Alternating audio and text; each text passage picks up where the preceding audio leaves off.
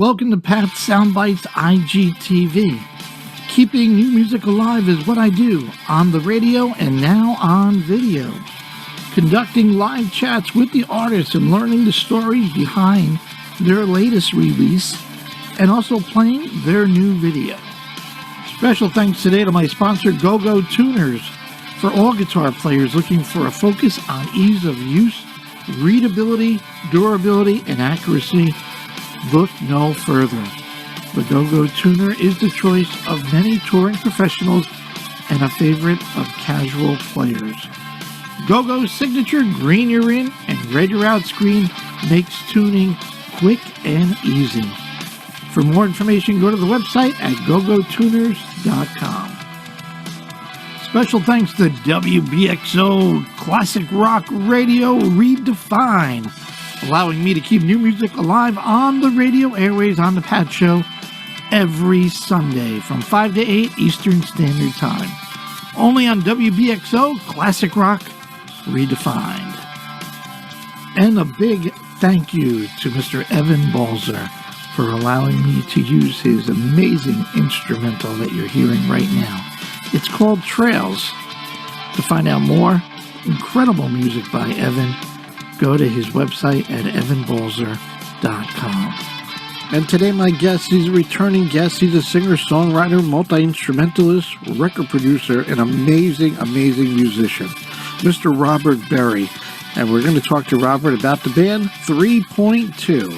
And through Frontier Records and the band, they have released their last and final album. It's called Third Impression, and to me, it's the best prog rock album of the year. It contains the last recorded track of the late, great Keith Emerson, and the track is called Never. I talked to Robert about this amazing album, some of the great tracks. I'm going to play the video of a great track called A Bond of Union, and so much more with Mr. Robert Berry right here on Pat Soundbytes IGTV. Hey, live on Pat Soundbytes IGTV, keeping new music alive, rocking the world on the radio and the video. And I got this cool cat, a returning guest, a good friend. My goodness, so talented, and a very accomplished singer, songwriter, producer, multi-instrumentalist. And I don't think Robert Berry really gets enough accolades that he really should have. That it drives me crazy, Robert. I don't even know how many people know you by name, but they really should. And if obviously they're in progressive rock and they're familiar with the LP and obviously the band 3.2 and all the others that you touched upon. I mean, you were in Ambrosia, you were here or there. Oh, and then you got Alliance and December people. And you're not busy at all. I don't get it, but it's great to see you, my friend. So many questions to ask about this album. I at times it almost brought me to tears thinking what you went through to put this together. Now I know the rules have changed. You had that challenge when Keith actually died. Yes. Passed, and you finished the album. But Third Impression, the only one you had was Never. Right. And if I understand correctly, Frontier say, "Hey, Rob, do this again." And you're like, whoa, wait a minute. Yeah, I just lost one of my best friends, and I just let my heart and soul into the rules of change. Exactly. And I got one track that's 8 minutes and 57 seconds long. And now you want me to rip my heart and soul out again. And that's what I got out of it, Robert. I mean, I get goosebumps. And I got so much to ask you about some of these tracks. But I'm rambling. But you're totally right. Although I didn't want to do it. So there was many reasons for that. But the main one was that I felt it was wrong for me to move forward without Keith. And they simply said, we have Asia, yes, Whitesnake, Journey, Foreigner. We have everybody on our label. You did really well. We can't tell you what they sold, but you did really well. This went around the world. It got a lot of respect in the press. If you have one more song, people are going to want to hear it. And they don't really pressure me, but See, I sort of kept that song for myself. It was just on the hard drive. I knew I had it, but I hadn't revisited it. It was just too long for the rules of change. I didn't need that much more time. I just sort of left it there, my little trophy between Keith and I, the last thing we ever worked on. But when they put it that way, I thought, well, yeah, it's being a little selfish hanging on to that. And I told him, if I can write 7 songs I think Keith would have wanted to work on that I'm proud of, I'll revisit the song Never. When I finally got to Never, I went, oh my God, it's such a big piece of music and a great piece of music. And Keith and I had parameters. I know how to finish it. We knew what we were going to do. We knew what we did wrong in '88. We knew what we had learned along the way, and we knew what we were going to do now. So it just changed my thinking that I wasn't going to have them release or anything until it was done. And someone said, my manager and the record company, you really need to put this out. People are going to like this. And then the reward was that people like you I've known a long time, so you're not going to BS me. What you said about it, it just really makes me feel like I'm glad that I sort of fought through the challenge of getting it done and my personal feelings about not doing it and put it out. No, you know what? And I applaud you for doing it. And my hairs are standing and I love it. And for my listeners and fans of yours, Robert Berry, you have the band 3.2 Third Impression was officially released February 12th. And I'm going to play the video of one of my favorite tracks. And A Bond of Union is such a beautiful, laid out, musically, I mean, I could listen to that song and it almost brings me to tears. But what I want to get to, Robert, is I applaud you and I get it all, but they don't understand. And if they've read the reviews, if they see the reviews today that I've read all week, it's folks who gonna want another one. They don't want you to stop, and it's hard. It's hard. I don't know how you could even create. I know you could. There's no doubt you could. But in your heart and soul, you just let it out again. I mean, Missing Piece, A Bond of Union, Emotional Trigger, Fond Farewell.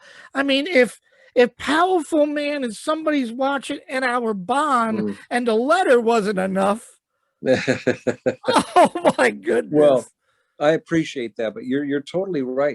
I feel it has to be real from me. I tell you something, that when Keith died, right in the middle of doing The Rules That Changed, it changed the depth of my writing and where I sort of reached to, because I learned a long time ago from Herbie Herbert, who was Journey's manager, and Journey's manager was my manager for a while. He's the one that got me to reach into your heart and soul and write personal stuff. People want something that means something to you. But when this happened, I was writing from a place I didn't even know I was writing from. I mean, when I look at it now, even I'm like, wow, I was really devastated and things really poured out of me. If I can't do it from that place, I shouldn't be doing it. And as far as Keith and I, who were going to be the second version of 3 together, I don't have that other half of that place anymore. So honestly, I can't do it. And,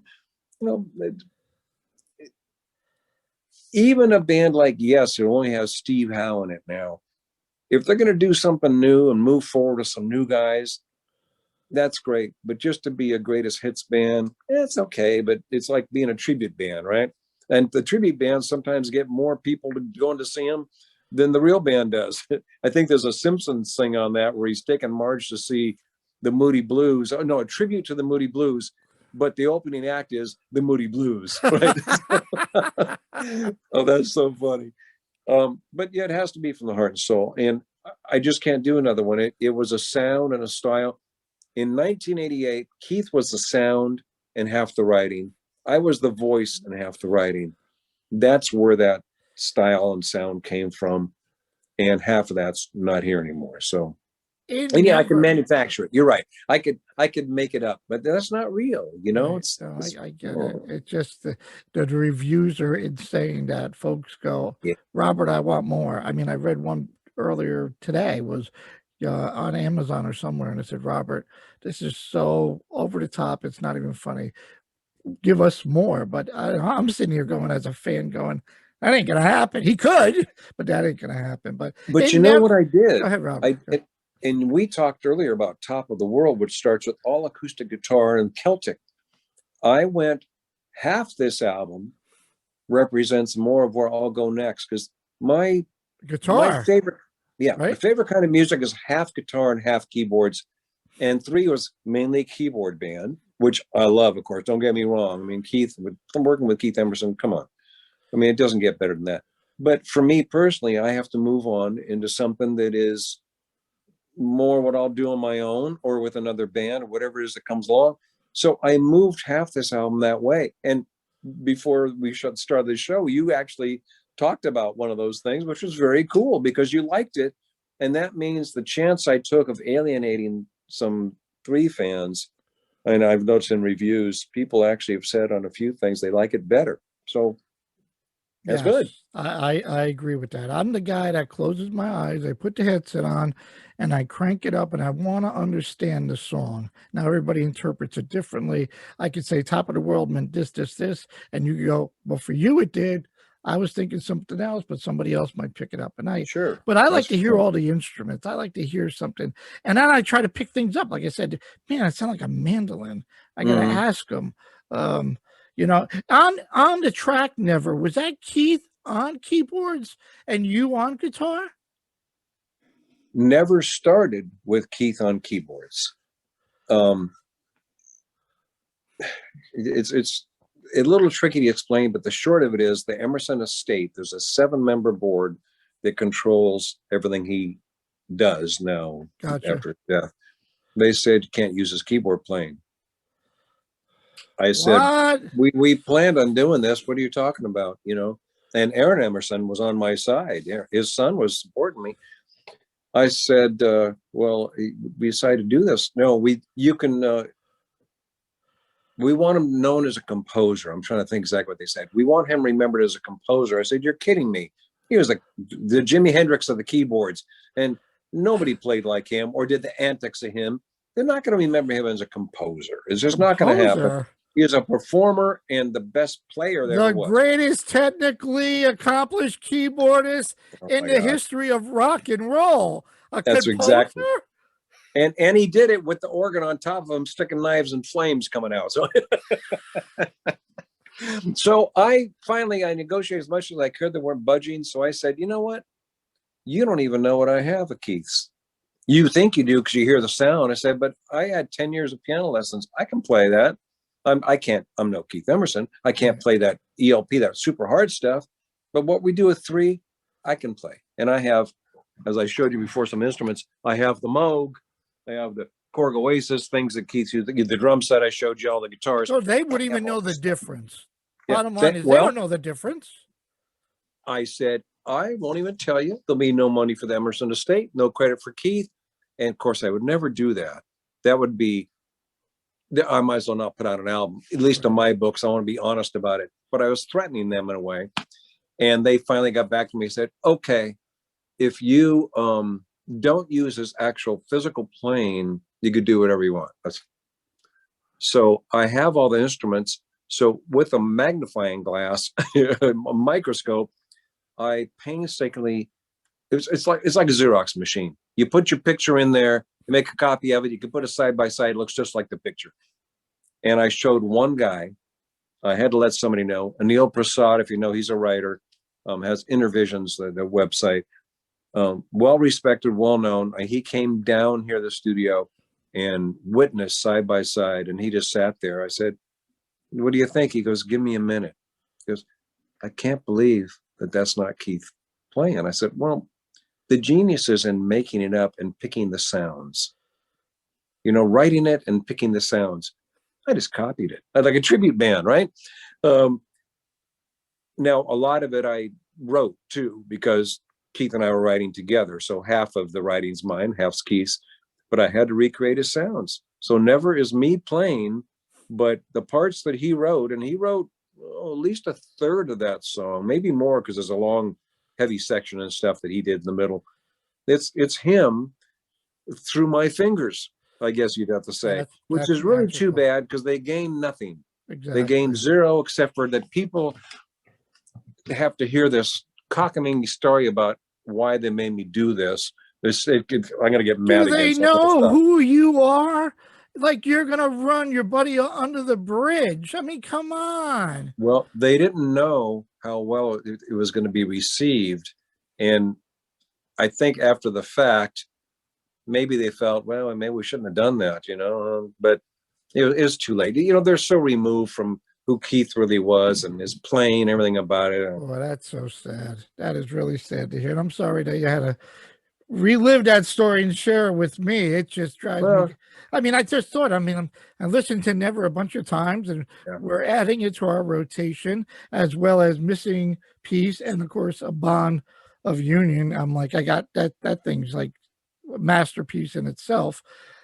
And I said, I gotta ask him. I wonder if that's Keith. But here, the things that people have to do. I mean, come on, you were best friends with the guy. You're in a Yeah. band with the guy. You gain nothing by running him over and making some BS. I mean, No, come and on. the last top 10 song he had, the last chart thing, was with 3 in 1988. Since then, ELP had one decent album. They got Was back that together. talking about Yeah, talk about it. Yeah, was like number 9, number 10 on the number Billboard 9. chart? Yeah, and the success and the money that was made and everything, even though Keith felt bad about it back in 1988 because a few fans downed him for doing what Yes and what Rush and what Genesis were all doing, they wouldn't let Emerson do it. They didn't criticize Carl. They didn't really criticize me, but they wanted Greg Lake back. I understand that. I was a Greg Lake fan. I told that did not offend me. I'd like him back too. Wonder if we can get him in the band. That would have been good, right? Oh man, Unbelievable. a lot of things happen. They happen for a reason. They make life and they make music what it is, and you No, just got to move forward. I agree with that, Robert. Things happen for a reason, but it Yeah, just sometimes you think I just my notes here, how hard was it for you to compose some of these songs in the emotion that you had to be? hmm And when you watched the lyric video of A Bond of Union and you see the words that come out, I mean, I don't know how to, you're amazing that for that well, to put that together. I will tell you that I lost my mom, and I didn't really have a tribute to her at the time. Didn't really have a service for her. I was very small. My family's small, on my side. My wife Rebecca, her family's big, but they're in Missouri, and it was not enough for how I felt and what my mom did for my life.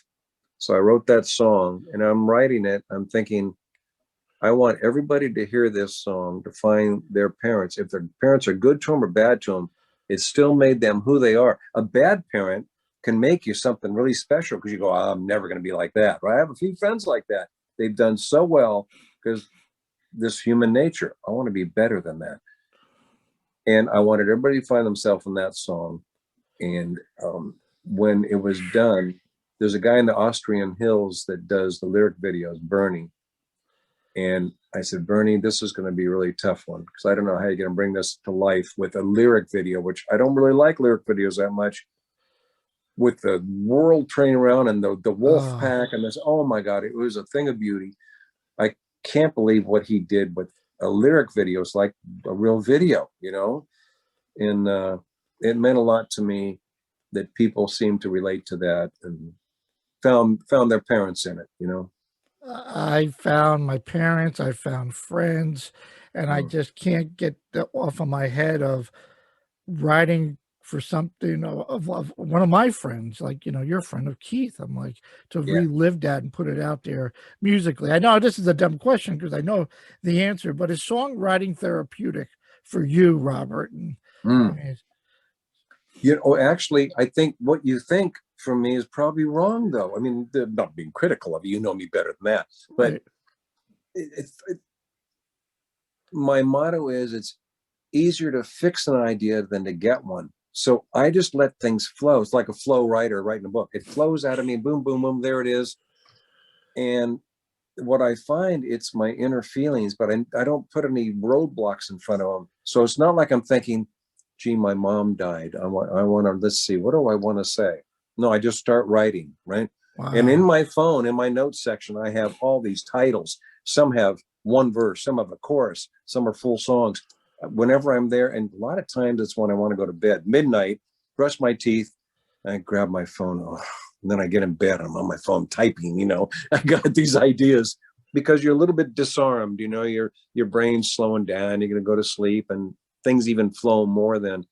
So it's sort of after the fact therapeutic. You're right about that, but not as it's coming out. It's not. It's in me coming out. I get it. I get it. I get it. It just musically, and what folks need to understand, if they don't know, this is you playing every instrument on every song, not a band. And that's got to be so complex in itself that you're playing parts, recording, playing parts, recording, playing parts, recording. I mean, that's what I do for a living every day besides for myself. I've showed you this, the studio, the board, the 2-inch machine still, the Pro Tools, you know, the drum set out there, the guitars that I use, you know, the Oasis that Keith helped me get, Oasis keyboard, top of the line, best keyboard you can get, incredible. I do this every day for people, whatever style of music they do. We come to a meeting of the minds and we get them something good. It's for some reason, I just love everything about music and every instrument, the main ones. And I wanted to be proficient, and I've sort of played them all except for drums in a band, you know, acoustic guitar and Ambrosia as their lead vocalist, bass, of course, with Keith and Carl. I played electric guitar and keyboards in the Robert Berry band before I got signed with Geffen. And hanging out with Greg Kinn. Yeah, Greg Kinn. I played bass for Greg, but do a lot of drums in the studio for sessions. And let me ask you this: what out of all the hats that you wear, what's the one you love the most? I think maybe producing. No, because if I don't get on the stage, it's kind of half and half. I love being in the studio and creating something and being able to really whittle away at it and make it the best it can be. But I just something about being on stage and people having fun. See, I can't go to a concert and have fun. I kind of don't understand the audience viewpoint, because when I go to see Genesis or I go to see Journey, I want to be on that stage playing. So it's not fun for me. I'm seeing these people, they're singing and they don't know how to play. Rebecca's jumping up and down and you're going, is it over yet? I mean, yeah. And I'm like, God, I wish I was up there. Yeah, I know. Jonathan Kane's using a Hammond 3. I don't. Fantastic. Oh, he's a wonderful guy. What a great songwriter and musician. What he did for the Babies, my God. What he did for Journey, my God. Great guy. What's next for Robert Berry?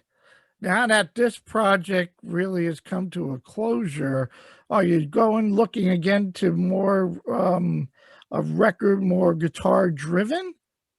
I can't tell you what I got going for next year. I will tell you that the 3.2 band has booked something in April. We can't announce yet, but we're doing a concert and we're going to do a few more shows. That's Andrew Collier, you might know from Circuline, Paul Keller, my longtime friend and guitar player, and Jimmy Keegan from Spock's Beard, super drummer and high vocalist, really great. We're going to go out again and play some gigs. We got to get you at Daryl's house. Yeah, well, we were there with Greg Kinn. That's where I met you at Greg Kinn. Yeah, we met you. You know, I remember that, and that was really cool. You have busted into the middle of the session for what's going to happen next year, and I can't tell you what it is, but it's big. And I'm pretty excited about it because it's right up the alley of what I like to do. It's a perfect blend of some keyboards and guitar and some guys you would have heard of. And that's all I can tell you. Oh, baby. Well, it seems anything you touch, Robert, whether it's having a blast, grabbing somebody's classic 1980 Queen, We Will Rock You, or ZZ Top and made it into a Christmas holiday turnover, and everybody just loves December people. I mean, I'd love to get that to Daryl's house. Would that be fun? That would be a blast. That would be really cool. I'll tell you, Patrick, I'm looking for a manager for December people still. I have not been able to break that band. I think it's one of the best things I've ever done in my life, because we do it for charity. We do it for food banks, do it for the homeless. It's a style of Christmas holiday music that everybody knows Jingle Bells. And when we break into Jingle Bells, done a la Hot for Teacher Van Halen, everybody, they're smiling, laughing. When we haven't done the Queen thing live, because it's brand new, but we did In the Air Tonight, Phil Collins for opener. The drums. Oh, complete pitch black, We Three Kings. We Three Kings. Then all of a sudden, and the lights came on. Wow. People jumped out of their chairs. That's not on an album yet. That's on the next album, which I don't think will be done this year, but maybe next year. And I got to find the right manager. And I put the word out because it's a lot of heavy lifting for a manager to break a band like that. But once they got it broke, people just have so much fun and love it. I mean, come on. I mean, I'm not a manager, but my goodness, every show should sell out. It's going to charity. Everybody's familiar with the music. You got Gary, you got David, you got great guys in your band. I mean, they're all accomplished musicians from different great other bands, and still in those bands. Yeah, and still in those bands. I got to see David when the Tubes came into town at Daryl's, and I've talked to Gary numerous times with Alliance or Boston show. Yeah, it's just incredible. Yeah, anything going on with Alliance since Fire and Grace? Next month, Gary Peel, who's in Hawaii visiting his son right now, Gary and his wife, he will be here for a week of finishing up the 5th Alliance album. I think it's the 5th. Oof. We have it half done. We're getting the rest of it together. I don't think that's going to come out this year, though. It'll come out next year. And I mean, those guys, we've been friends so long. That is a side project band, but it's like family. It's like the band that I should have had when I was in high school and still be in it, that kind of thing, you know?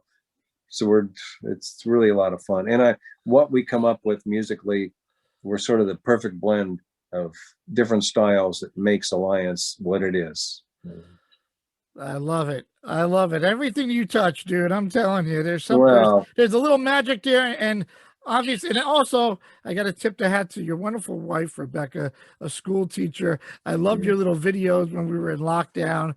The magic that she has to do with all these students on a TV screen is incredible. Where can the fans go out and buy Third Impression? Is it, you just told me earlier, the vinyl is a little bit pushed back, but can we send them to robertberry.com or Frontier? You can. I will tell you, there was 300 of the rules had changed. I still have 50 of those left. I didn't sell all 300. I don't push it. If you wouldn't ask me about it, I wouldn't have said anything about it. But there's only 200 of the Third Impressions, and 100 of those are sold, and I haven't really pushed it yet. So, and that's the last one with Keith Emerson. That's the last songs he ever worked on, ever wrote, and I have a mean streak. You don't know this about me, but that's why I'm only doing 200 of the Third Impression, because it's going to be rare. I want it to be something special. It is special to me, so I'm imposing that on everybody. If you get that vinyl, there's only 200 of them. That's it. Well, you need the folks need to get that vinyl. Go to robertberry.com. Robert, it's always a blast. Always a congratulations. I mean it. When I look at my notes and I have every track written down and all my notes of the piano, the organ, the slow ballad, the beautiful written words, the keyboards, I mean, it's just a masterpiece in itself, and how it's not charting or it hasn't been there yet needs to. It did. It got on the Billboard charts first 2 weeks, just like the Rules of Change did. It's not the top 100 pop charts. They just don't have that for rock anymore, but it did. It got Billboard. It was Amazon's top choice or top recommended, whatever it was, for a couple of weeks too. Beyond my wildest dreams on these albums. It's just, and the reviews, as you mentioned, have been so good. People, where I was worried they might say, why is he putting this out? Keith's gone. They welcome it, open arms. Absolutely. And with no criticism like there was the three in the old days. In fact, people are saying, that first three album, 1988, it wasn't so bad. Had a couple of really good songs on there. If Keith could have heard what's happened with the rules that changed, now Third Impression, it would have changed his life, changed his outlook. Before I let you go, let me ask, have you heard from Carl? What's Carl's feedback? I don't think Carl has even listened to it, knows anything about it. Bruce, his manager, loves it.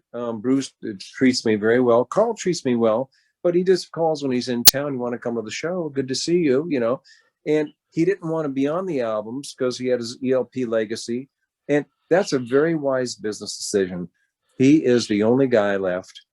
He's the only one that does what he does with it. He has ownership and every part of it.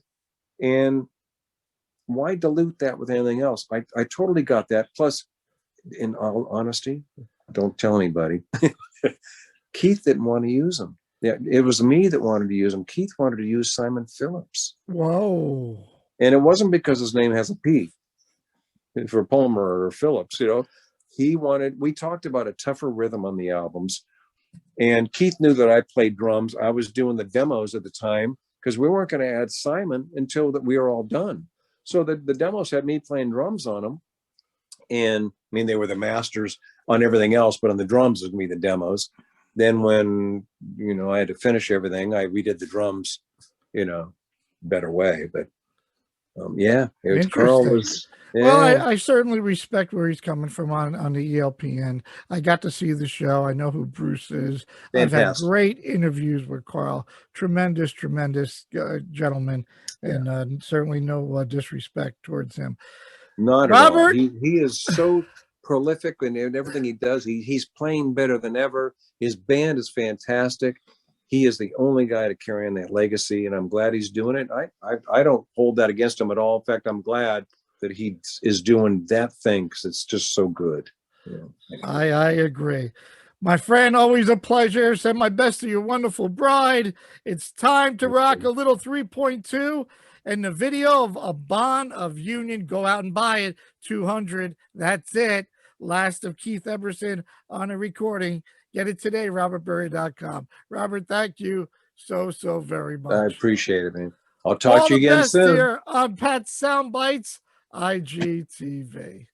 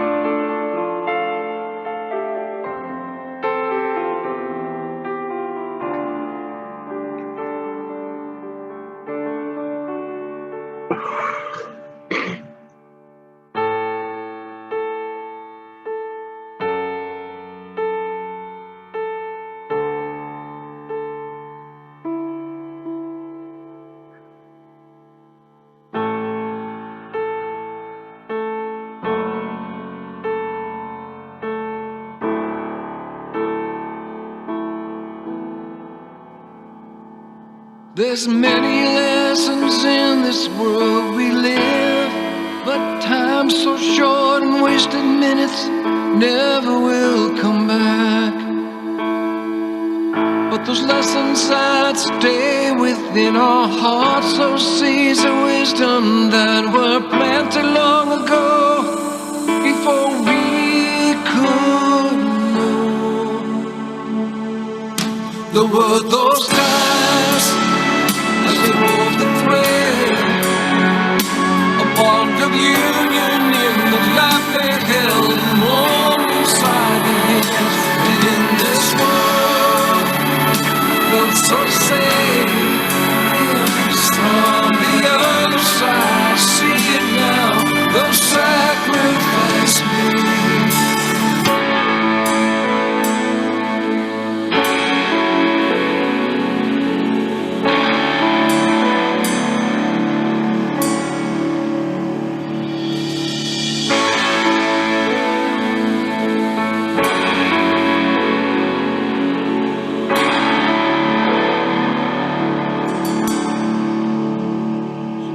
foundation that was laid beneath my feet.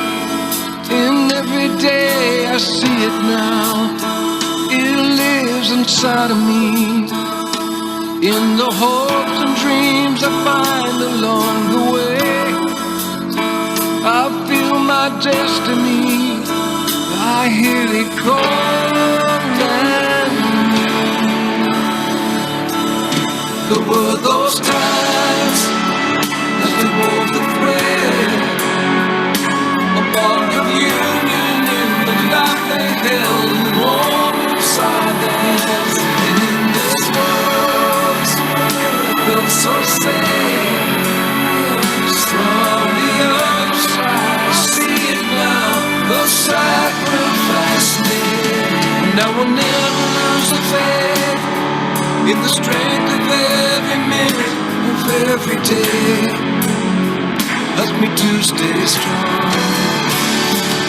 And as I search along the way, through the valleys, through the mountains I may climb, you're right there by my side.